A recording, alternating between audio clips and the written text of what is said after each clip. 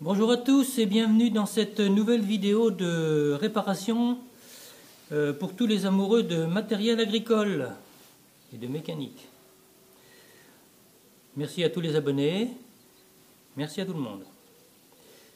Donc si vous avez suivi dans la vidéo précédente, j'avais fait voir un problème qui était dans la couronne. Il y avait des freins, et là j'ai réussi à démonter, qui était tout tordu, et une vis qui était tombée dans le fond du carter. Donc péniblement j'ai réussi à sortir tout ça, c'est bon. Donc je me suis dit c'est pas normal, une vis normalement qui est serrée avec un frein, elle peut pas se desserrer. Normalement elle peut pas. Alors pourquoi c'est desserré? Là il y a vraiment un mystère. Et j'ai dit je vais quand même regarder les autres vis, et en fait toutes les vis elles sont pas serrées. Donc en fait la couronne elle devait yoyoter comme ça, et le problème il est forcément là. Alors je ne vais jamais arriver à resserrer de là-bas par l'intérieur correctement, donc là ça ne va pas être possible. Alors ce que je vais faire c'est que tant pis, j'ai pas le choix, je vais enlever la trompette, je vais démonter tout le côté, et puis les vis je vais les rebloquer et je vais les coller au lock-tit, plus le frein. Donc je continue là-dedans, donc j'ai enlevé l'arbre, là j'en ai parlé. Alors l'arbre qui est donc monté comme ça, c'est extrêmement simple, on défait le cerclips qui est donc ici, et avec une massette, on tape côté embrayage, et l'arbre il sort tout seul. Donc je vais le dérouiller et changer le roulement ici. Impératif, pourquoi? Parce que celui-là il tourne à la vitesse du moteur, donc il galope. Alors je démonte, voilà. Alors pour le démontage de la trompette, je ne refais pas voir comment j'ai fait. Il y a une vidéo qui le fait voir. Donc le problème il est en fait ici. Et donc je vais défaire les petites plaquettes là, démonter les vis, dégraisser ça comme il faut, et je vais les coller au lock-tit et replier les petites bagues. J'ai dû sortir le différentiel parce que je me suis aperçu que les vis d'ici sont pas serrées non plus. Bon, c'est qu'à demi-mal parce que là-dedans, comme il y a beaucoup de saleté, ça me permet de bien le laver. Et ce qui est curieux, il y a eu des modifications en cours de route parce qu'en fait, ça c'est un pont que j'ai démonté. Il est monté avec des vis de 10, alors que là, c'est des vis de 8. Démontage de l'axe qui actionne la butée d'embrayage, donc qui est à l'intérieur ici. Alors, comme je n'ai pas la butée d'embrayage, je vais la prendre sur un autre carter que j'ai là-bas. Je vais prendre tout le mécanisme en faisant les deux goupilles là, et je viens de voir que par exemple dans ce carter-là, il y a un trou là, pour évacuer toute l'huile si un jour il y a une fuite, ce qui n'est pas idiot. Et dans l'autre, j'en ai pas. Donc je vais faire un trou dans l'autre carter. Mais j'ai vu autre chose. Alors sur ce pont, on peut imaginer comme il a travaillé. Le trou du mécanisme, là, à chaque fois qu'on débraye, en fait, ça use le carter. Et là, il y a 4 mm au moins d'usure dans le carter. Alors on peut imaginer comment il a travaillé. Bon, de toute façon, je ne le remonte pas. J'ai démonté donc le mécanisme sur l'autre boîte que je viens d'installer sur la boîte que je vais monter, enfin, sur le pont avant. Et j'ai vu une chose sur l'autre qui était très mal fait, parce qu'en fait, on peut le déplacer ça, avec des cales qui étaient mises latéralement, on peut faire des calages. Et l'autre, il était décalé d'au moins 4 mm par rapport à l'axe qui va donc dans l'embrayage. Ah, ça va pas du tout. Donc il faut absolument mesurer qu'on soit, bon, c'est peut-être pas au dixième, mais il faut quand même que ça soit pas trop mal, et mettre des cales de chaque côté, voire en fer, pour que ça soit bien centré. Donc là, j'ai mis juste 2 vis, pas 2 goupilles, bon, ça n'a pas d'importance. J'ai mis mes clips, la butée, et là, je vais mesurer de chaque côté pour obtenir un centrage au mieux par rapport à ma sortie qui va dans l'embrayage. Donc, avec 2 cales étalons, j'ai trouvé à peu près mon calage, et donc là et là, ça va être impeccable pour le caler latéralement. Donc maintenant je le démonte, je mets mes cales et je mets les goupilles Mecanindus. Pendant que le levier est démonté, donc je vais faire un point de centre, percer un trou diamètre 5 et je vais tarauder en sachant que ma portée elle est ici, donc je vais mesurer avec un réglé et après je vais faire une petite gorge, là je devrais pouvoir passer. Et je ferai un petit trou ici pour que la graisse puisse sortir.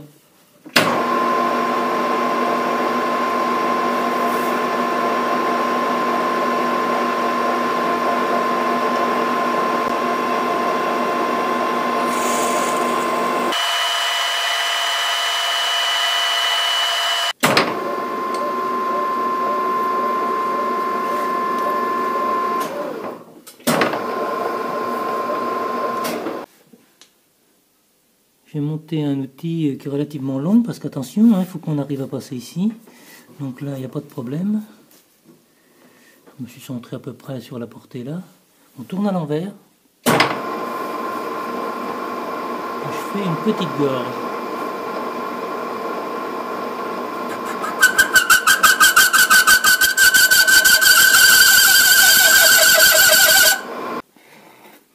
Pour améliorer le graissage, je vais faire, admettons, 2 petits trous là. Comme ça, en mettant un graisseur là, ça va bien graisser dans la partie d'ici. Pour l'autre, la portée est beaucoup plus grande, elle est de là jusqu'à là. Le problème, c'est que je ne peux pas le faire dans le tour. Ah si, peut-être, en mettant une pointe et puis un toc. Oui, mais il faut faire un point de centre ici, que je ne sais pas faire. Ouais, donc je pense que je vais le faire à la perceuse directement. On pourra remarquer quand même une chose qu'on ne fait plus aujourd'hui. Chez Hodler, c'était quand même pas des guignols. Ils ont cuivré l'arbre pour pas que ça rouille. Alors, montage dans un mandrin. J'ai fait un petit point de centre. Je vais percer à 5 et après je vais tarauder à 6 sur 10 mm. Puis après, le trou, je vais peut-être le faire plus petit jusqu'ici. Et puis après, soit je fais plusieurs petits trous sur la périphérie, ou soit je fais des gorges. Bon, je vais voir ce qui est le plus simple à faire. La butée est remontée. J'ai mis un coup de graisse en bombe dans le roulement là. Et donc là maintenant c'est ok. Alors j'ai oublié de faire voir la rainure que j'ai fait sur mon axe, mais c'est trop tard, c'est monté. Donc là je suis paré pour le mécanisme, c'est parfait. Et je vais faire un écrou maintenant à créneau. Je vais montrer comment on fait un écrou à créneau. L'écrou à créneau que je veux serrer, il sera dans l'alésage ici. Donc là, pour le serrer, c'est pas évident et je ne veux pas prendre un burin pour le serrer. Donc j'ai trouvé du tube là, qui est à section très épaisse. Et là-dedans, on va fabriquer une clé pour pouvoir le serrer, comme ça. En premier, je dois aléser l'intérieur. Évidemment, quand on alaise, c'est toujours un trou. À cette côte-là. Donc là, j'ai 47,5. On mettra un petit peu plus petit pour être sûr que ça monte. 47,4, on va essayer.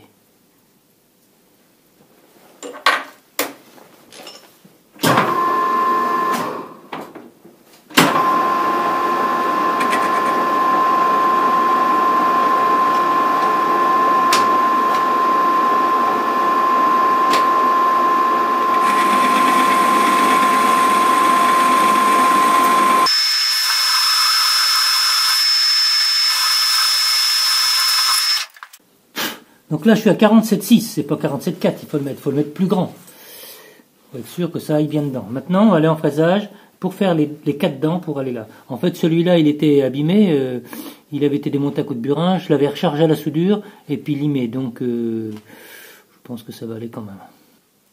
En premier, je monte mon circulaire sur ma table, je le serre, je le tourne pour mettre le repère ici à 0, qui correspond juste dans un trou, là que j'ai repéré au feutre. Et je bloque, terminé. Ensuite, je jette un petit mandrin là-dessus, j'ai un centreur derrière, donc je sais que quand je le mets, il tombera pile poil au milieu du circulaire. Je le bride, et là j'ai fait une petite clé sympathique, parce que j'avais pas de clé à mandrin, pour pouvoir serrer ma pièce. Et là, l'avantage de la clé, c'est qu'on peut le mettre à n'importe quelle position. Donc là, je mets ma pièce, je l'ai raccourcie parce qu'elle était trop longue. Tout simplement parce que je ne vais pas pouvoir venir centrer. Donc là, je serre ça. Toc. Et là, je vais monter un petit centreur pour me dégauchir dans l'alésage. Alors, je me décale en X de 8 mm. Donc, d'un côté et puis de l'autre, j'ai mis une fraise carbure. Et je fais 2 passes pour la profondeur. Donc 2 passes de 4 mm.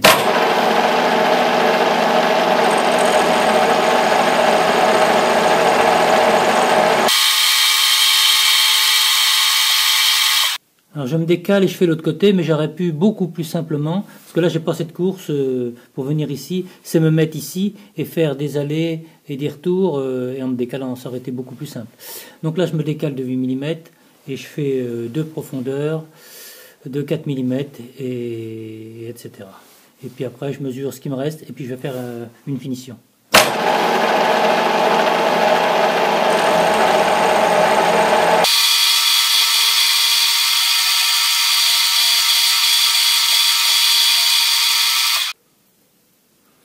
Donc j'ai mesuré ma cote d'ici qui est de 6, qui était bien prévue, hein, parce qu'on se méfie toujours. Donc il me faut 5 et je enlève 5 dixièmes. Et je fais une passe de chaque côté.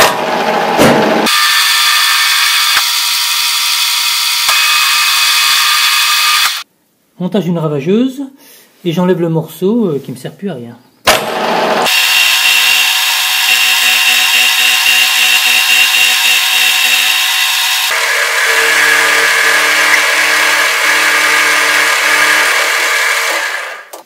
Bon, voilà la pièce donc réalisée, hein. Ça va pas mal. Je vais faire un trou maintenant, je pense, là-dedans, et puis je peux mettre un axe au travers pour pouvoir serrer. Perçage maintenant d'un trou diamètre 19.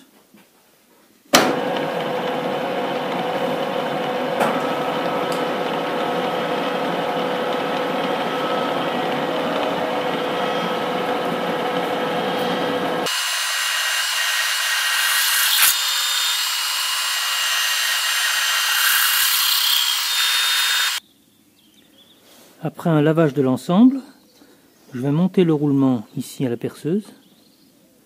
Dessus, il y a un circlips. Et par-dessus, un joint spi.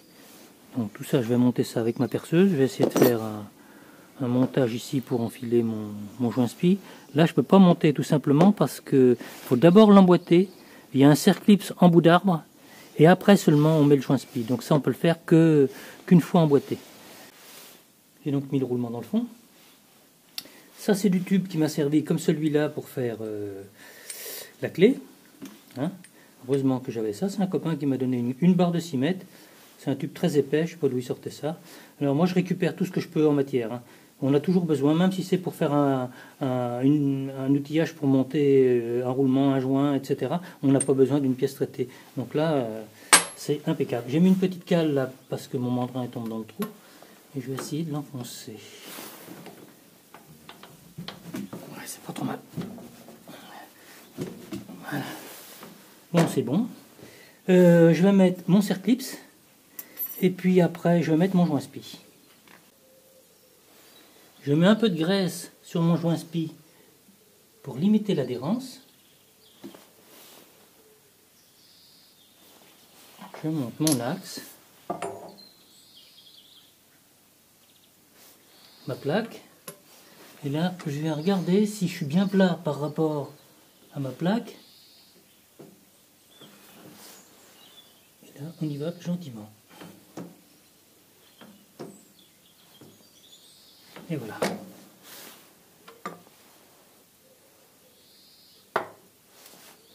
Voilà une chose de faite. Montage de l'articulation.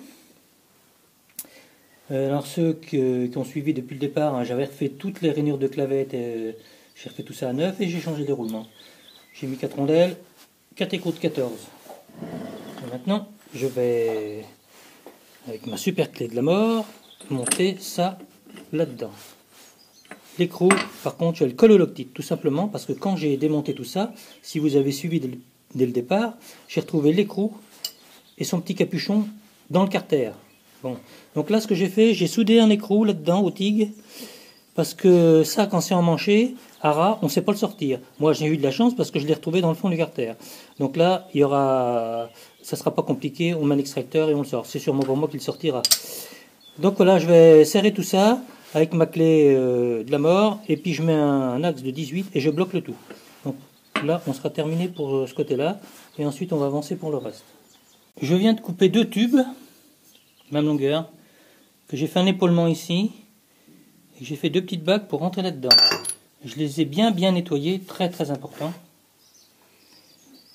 Et je vais monter les bagues.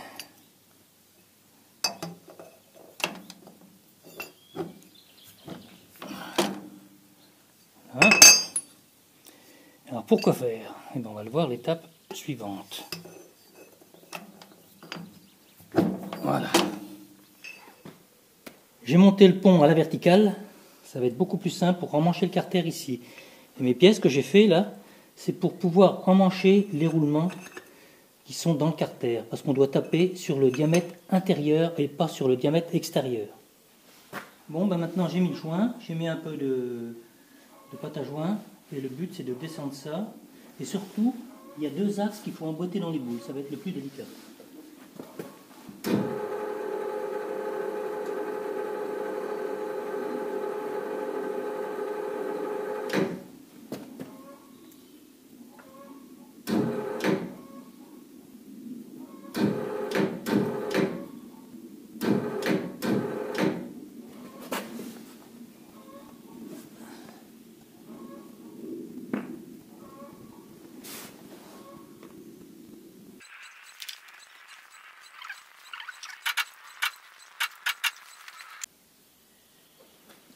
Bon, ça peut être de la tarte à mettre les axes, hein.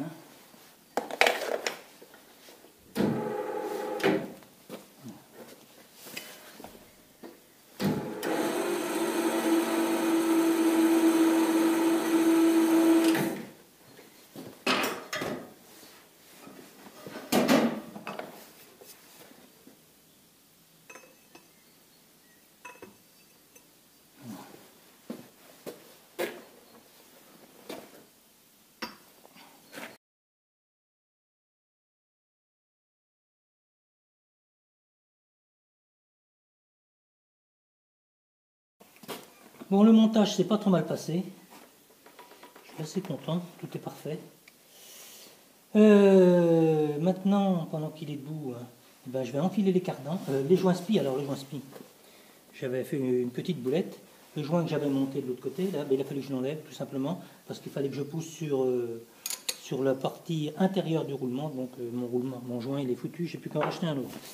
Puis là, avec la crise du corona, il va falloir que j'attende au moins un mois pour en avoir un. Bon, c'est pas très grave. Je vais monter mes cardans pendant que c'est debout, là. Et puis pour cet élément-là, ça va être terminé. Bon, et on va se quitter sur cette petite vidéo.